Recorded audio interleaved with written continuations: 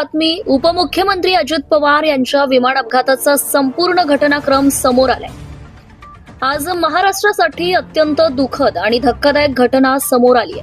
महाराष्ट्राचे उपमुख्यमंत्री अजित पवार यांच्या विमानाला भीषण अपघात झाला असून या दुर्घटनेत मोठी जीवितहानी झाल्याची समोर माहिती आली आहे. सकाळच्या सुमारास मुंबईहून बारामतीकडे प्रवास करत असताना हा अपघात घडला आहे.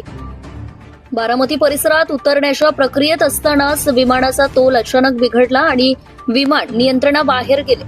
प्रत्यक्षदर्शींच्या माहितीनुसार विमान धावपट्टीच्या दिशेने येत असताना अचानक वेगात बदल झाला. विमान बाजूला झुकले आणि धावपट्टीच्या बाहेर जाऊन जवळच्या शेतजमिनीत जोरदार आदळले. धडकेनंतर काही क्षणातच विमानाला आग लागली आणि संपूर्ण परिसरात धुराचे लोट पसरले. अपघात इतका भीषण होता की विमानाचे अनेक तुकडे झाले आणि परिसरात मोठी अफरातफर निर्माण झाली. या